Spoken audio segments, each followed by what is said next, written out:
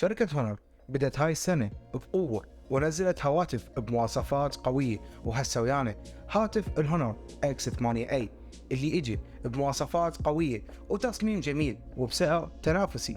وخلونا بالبداية نحكي عن التصميم. تصميم الجهاز فخم وراح تحسه جهاز فلاجشيب وقريب جدا لتصميم الايفون.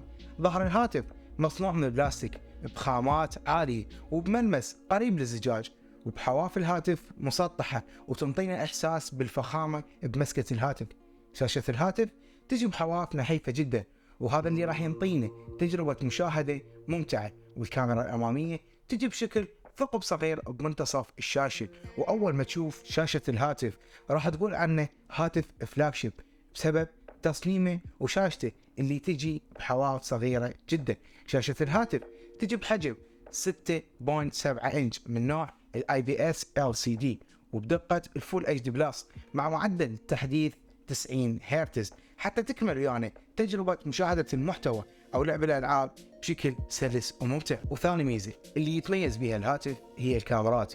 يجي الهاتف بعدسة أساسية بدقة 100 ميجا بكسل، وعدسة واسعة بدقة 5 ميجا بكسل، وعدسة مايكرو بدقة 2 ميجا بكسل. والكاميرا الأمامية تجي بدقة 16 ميجا بكسل. هاي الكاميرات راح تنطينا أفضل أداء بهاي الفئة السعرية وبوضوح عالي بسبب عدد البكسلات وأوضاع التصوير المتوفرة، وهاي بعض الصور الملتقطة بالهاتف بأوضاع مختلفة وبأضاءة مختلفة أيضا. وأما عن أداء الهاتف، يجي الهاتف بمعالج ميدياتك هيليو G88.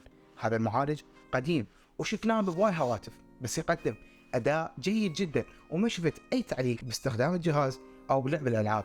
هذا المعالج يعتبر معالج جيد جدا بهاي الفئة السعرية، بس تمنيت أن يكون الهاتف مزود بمعالج أحدث.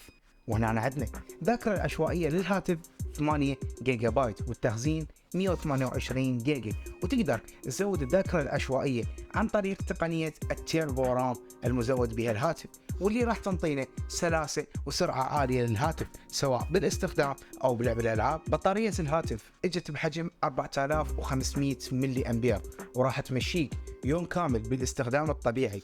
أداء البطارية جيد جدا، بس للأسف الهاتف اجى بشاحن بقوة 22.5 واط، وانا اشوفه هذا الرقم قليل جدا، لان اكو شركات وفرت شواحن اسرع وبنفس الفئة السعرية. وللاسف هنا الهاتف ما مزود بسماعة ستيريو، مزود بسماعة واحدة لكن ادائها جيد جدا وصوتها عالي.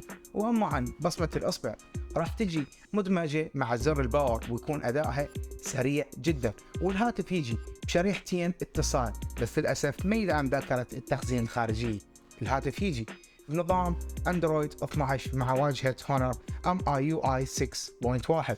وهذا كان كل شيء عن الهاتف. بالأخير يبقى الخيار لكم.